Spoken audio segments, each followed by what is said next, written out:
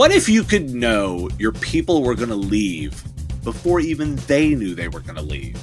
Tyler Hochman joins me today. They've got a technology that specifically focuses on that using data, analytics, and a little bit of artificial intelligence on this bonus episode of The Business of Tech. Trinity Cyber offers MSPs a revolutionary new capability to grow your business and improve your margins. Trinity Cyber is the solution to an industry overly dependent on detective controls and over-optimized for incident response. It's time to go from reactive to proactive defense. Here's what Wayne Porter, owner of MSP Allegheny Computer Services, has to say. With previous advanced threat protection software or intrusion prevention systems, our only options were block and alert. But with Trinity, we can remove, we can modify, we can replace. And that's really what makes Trinity so unique. Help your customers improve security, save time, and enjoy a higher service level. Visit trinitycyber.com/MSP4 to learn about their discounted MSP pricing options. Well, Tyler, thanks for joining me today. Thank you for having me. All right, we're going to start with an overview of this because you've got a technology that's predicting employee turnover. Tell me a little bit about how that works. Yeah, so you have to look at the workforce labor market holistically to draw the picture. You know, we take into account a variety of external and internal data sources in order to create an amalgamation of data that can then be used to predict both on an aggregate basis and an individual basis whether or not, people will stay or leave in a business. Okay, tell me what kind of data are you using to do the predictions? Yeah, it's a great question. So on the external side, we use a variety of different data sources, everything from census information, based on demographics, based on regions, all the way down to macroeconomic trends, microeconomic trends. There's about 17 data sources that we draw from externally. And then we couple that, and so we can actually make predictions solely externally, which is kind of cool. We've gotten there, but we haven't necessarily commercialized the product where you can give a name and see their likelihood of turning over solely based on an external digital footprint. We haven't gotten to that point yet. Right now, we would be more on a company by company basis. We can predict externally. But if you couple that with internal data, and this is data that we're very cautious about privacy. So this is data that every employee knows is being collected, everything from, your utilization to your schedule adherence, the basis of what forms your job performance. We can use that coupled with our external data to then determine your likelihood of staying or leaving at your business. Okay, I got a bunch of questions there because one of the things that has been interesting me to track in the AI space is that in order for data to be usable, there's oftentimes a lot of requirement for the end customer to do a bunch of data cleanup or data organization or data management. How much is that true for your product? And tell me a little bit about what that looks like. Yeah, that's a fantastic question. So when we started FORE, we actually didn't realize what you just pointed out. So it's a very good point. And so since then, since we've been in operation, we've actually built products, a little bit upstream that allow us to do that structuring automatically. So we built an AI data pipeline that can ingest in all these variety of data sources, on the internal side, everything from your Salesforce to your Asana to your Jira, all these different ways that you track, ADP, all these different ways you're tracking, your employee workforce's performance. And as you pointed out, it's not structured very well. It's a problem that a lot of businesses have is in order to make the analytics, operatable, you have to first make the data well structured. So we had to develop a solution that structures that data, and then feeds it into our own pipeline, which then we generate the analytics on top of. Tell me a little bit about what you learned in that process. And the reason I'm so interested in here is I've made the basic idea of forth is that even without AI, there is real value in helping businesses get their data organized for it to be useful just from a data analytics perspective.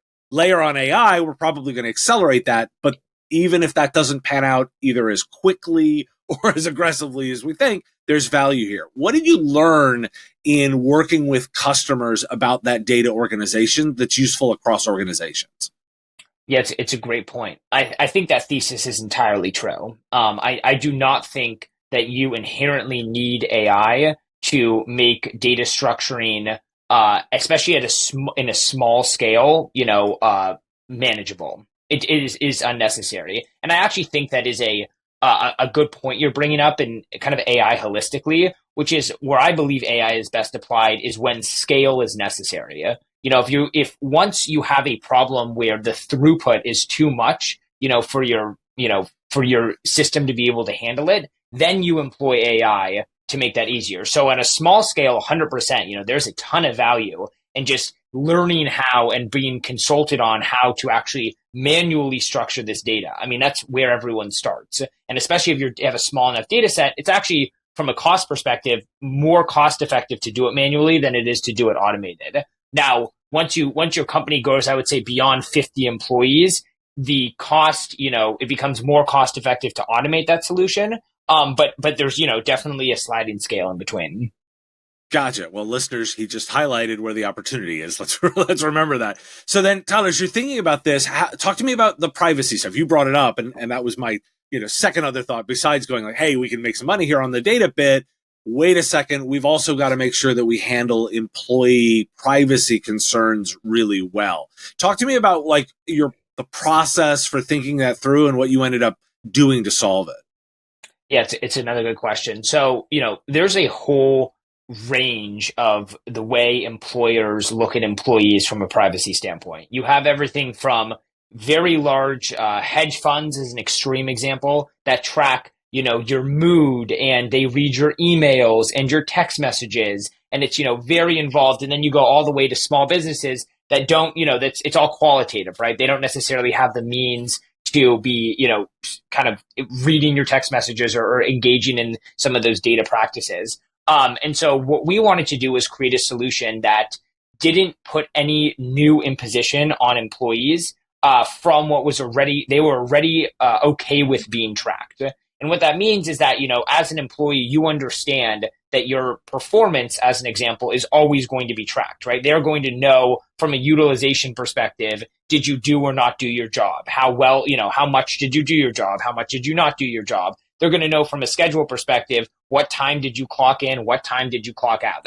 Those are understood parts of data collection. I mean, and I should say, majority understand that these are commonly tracked. And so we built our whole internal solution based on those types of KPIs that everyone already knows are being tracked.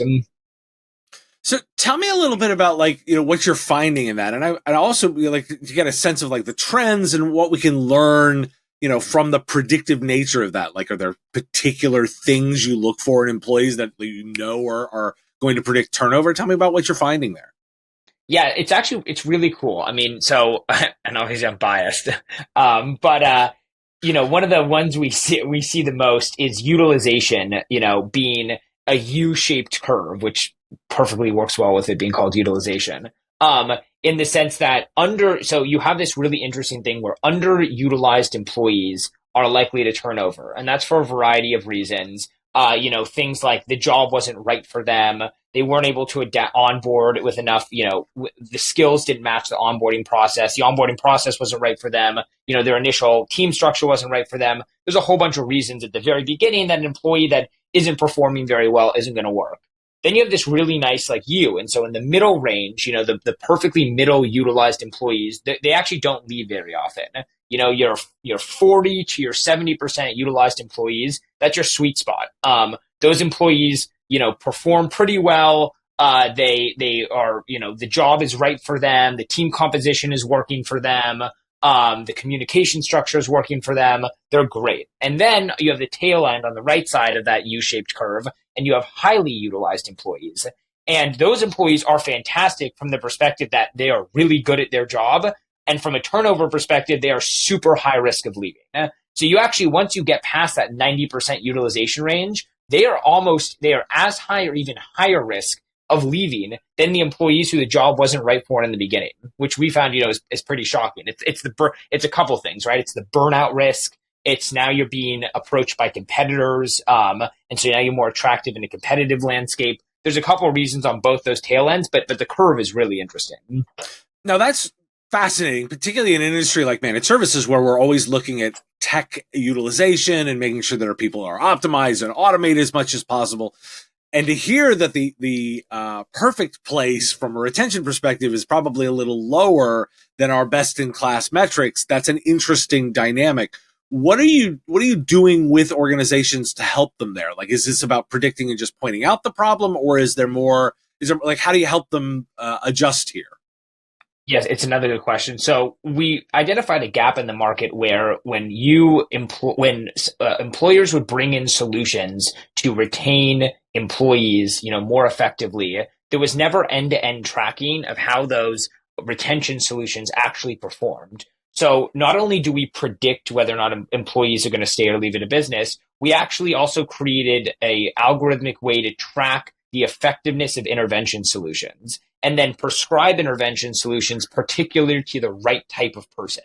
And so as kind of I explained on that curve, the two reasons that the low utilization, the high utilization are going to leave are very different. Then the reason someone who's highly utilized is going to leave is also very different. And so you need to understand, but we can actually tell that from the data. We can tell, is this person at risk of burnout? Is this person at risk of being poached by a competitor? And as a result of that, you need targeted intervention strategies that correlate with the reason they're going to leave. And that's a common mistake that I think a lot of people make is, they say, okay, someone's going to leave. Let's throw the playbook at them. Let's throw the kitchen sink at them. Let's give them more money. Let's give them more time off. Let's give them more time with their family. A lot of times when you do that, you overwhelm the employee. You make them feel like, you don't actually understand them, that the reason that they're going to leave is so true. And so what you need to do is very effectively target that intervention strategy for retention to the actual cause of why the employee is leaving.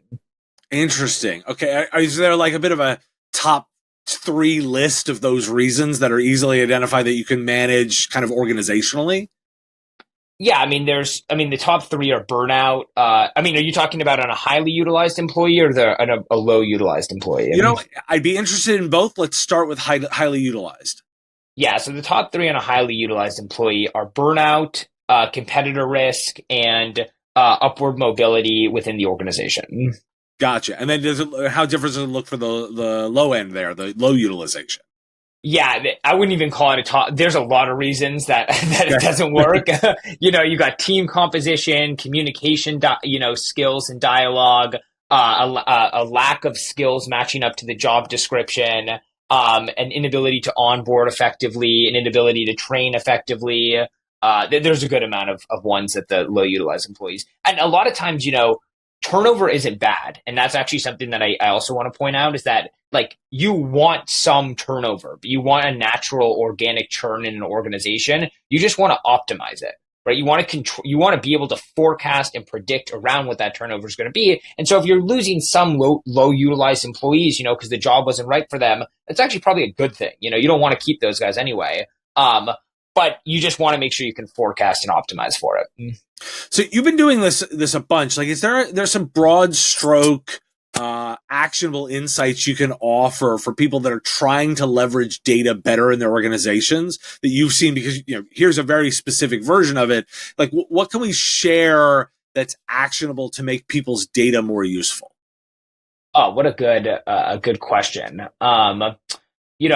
I kind of get back to what I was saying earlier. I think data and actionable insights around data are most effectively applied when a organization has too much, the bandwidth isn't enough for the throughput.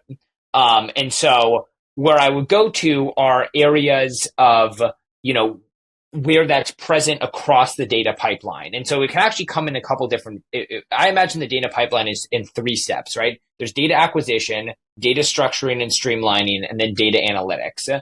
I would say applying, ML or AI techniques within that pipeline is most effective when there's too much data to be processed manually. And that ironically doesn't actually necessarily, like, people always assume that means the analytics phase. Sometimes it doesn't.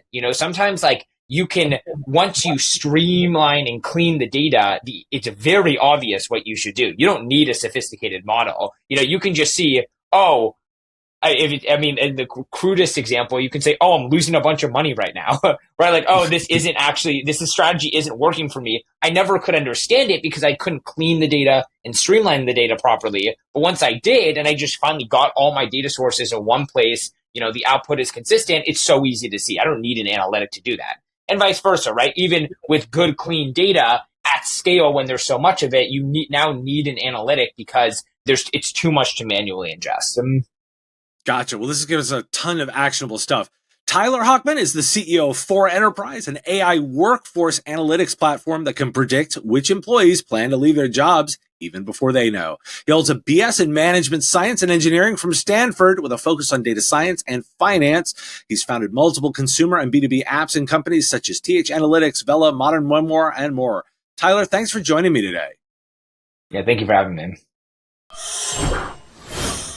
The Business of Tech is written and produced by me, Dave Sobel, under ethics guidelines posted at businessof.tech.